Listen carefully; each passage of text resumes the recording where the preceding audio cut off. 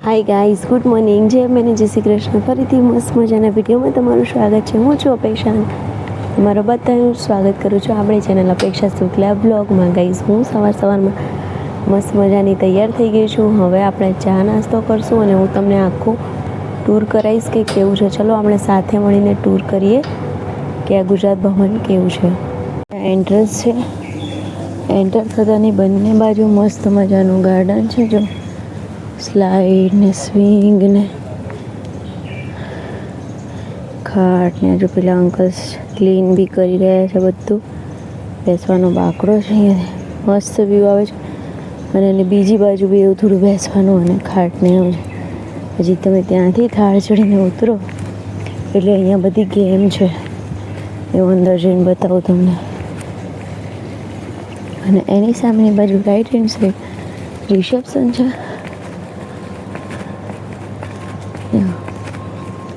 અહીંયા છે રિસેપ્શન અને એની આ બાજુ આપણે જવાનું ગાર્ડનમાં. તમને હું બતાવું છું કેવું છે. જો અહીંયા મસ્ત મજાનું હિંચકોને એવું આપેલું છે.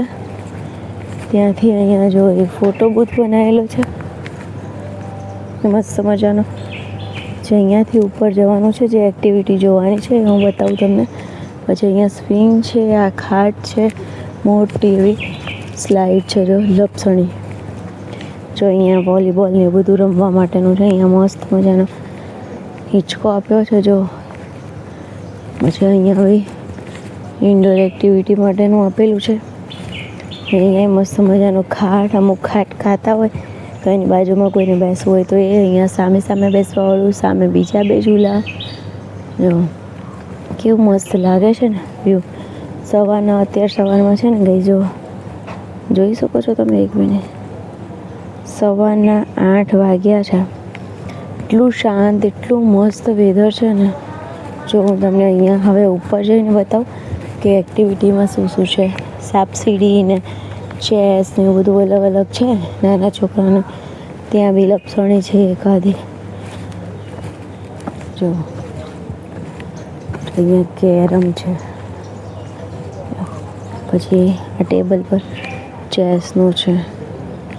પછી આ ટેબલ પર સાપસીડીનું આપેલું શું કહેવાય, લૂડોનું બનાવેલું છે. અને એની ઉપર છે સાપસીડીનું. જો અને અહીંયા એક મસ્ત મજાની લપસણી છે. અહીંયા ઉપર પેલા અંકલ ક્લીન કરતા હતા ને એટલે આપણે નહોતા ગયા, તો ત્યાં ઉપર ચડીને બી બતાવી દઉં કે એન્ટર થતાની સાથે જે હતું અહીંયા ખાટ. અહીંયા ચકેડી શું કહેવાય નહીં ખબર મને, ચાલુ છું એટલે થોડો શ્વાસ ચડે છે. આ શીશો એટલે ચીચું આપણે શું કહીએ છીએ. અને લપસણી મસ્ત વ્યૂ આવે છે અહીંયાથી. તમે જુઓ, ફોટો વિડીયો કર્યો અને મજા પડી જાય. 5 મિનિટ અહીંયા બેસું, થાકી ગઈ છું એટલે. ને પછી હું તમને પુલ સાઈડ ને એવું બતાવું. અને ગઈ અહીંયા જમવાનું ગુજરાતી થાળી બપોરે બી બહુ જ મસ્ત હતી. જેમ તમે કાલના વિડીયોમાં જોયું એમ કે પૂરી, શાક, 2-3 કઠોળ, દાળ ભાત, પાપડ, સલાડ, રસ, પૂરણપોળી બધું જ હતું મસ્ત. અહીંયા હિંચકાનો અવાજ આવે છે એટલે હિંચકો નથી ખાઈ શકાય. સવારે છે ને 8 થી 10 ચા નાસ્તો હોય છે. પછી 12 થી 2:30 વાગ્યા સુધી જમવાનું. 4 થી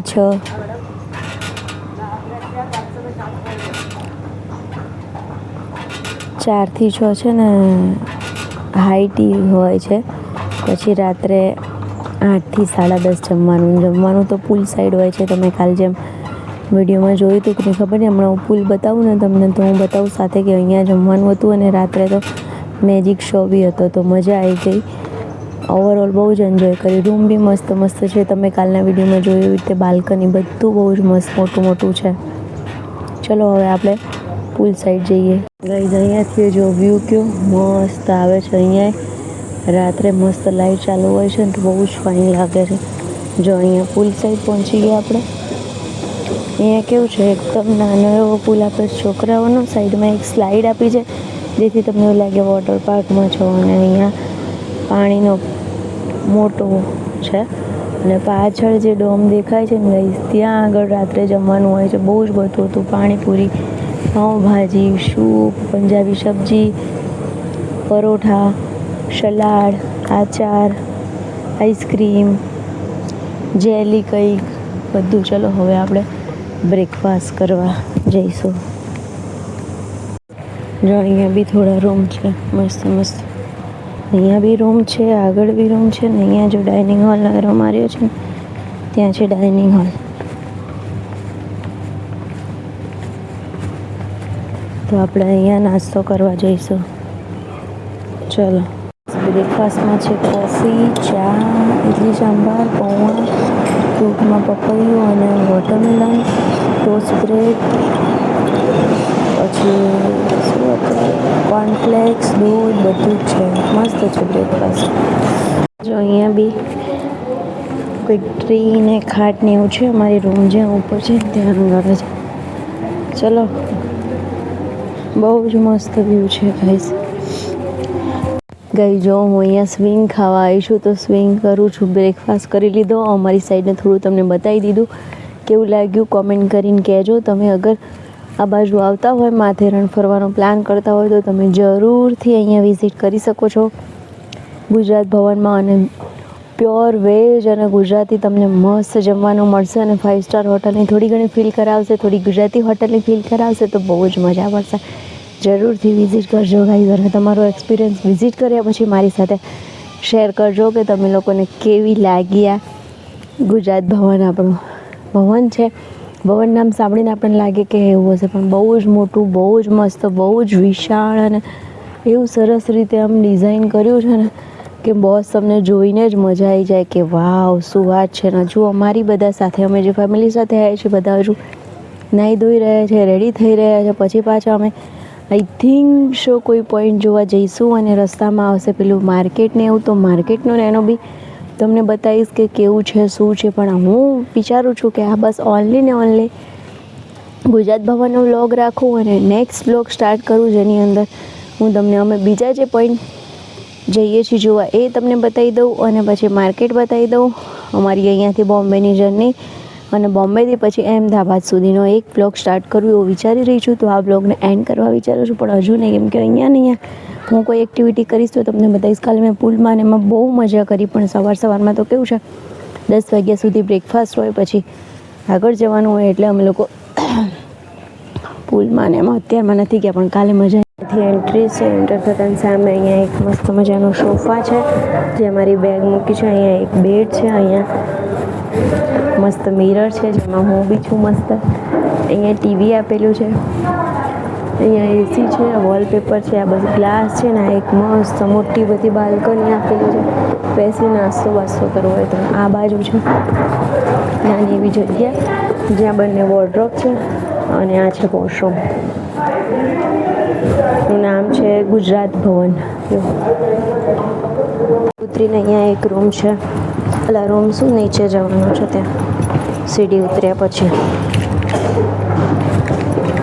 તો આમ લાગે છે. અહીંયા સ્વિંગ છે ને બહુ જ ગાર્ડન અને સ્વિમિંગ પુલ ને મસ્ત છે. આખો ટૂર જો ગુજરાતી થાળી ખાવાની બધું આવશે મેનુ આમાં. કઈ જો સબ્જી ને દહીં વડાને હું આવી ગયું છું. ગાઈ જો દહીં વડા, આમરસ પૂરી, સબ્જી, મસ્ત ગુજરાતી થાળી જમીને આવી ગયા છીએ. હવે જઈએ છે રૂમમાં પાછા.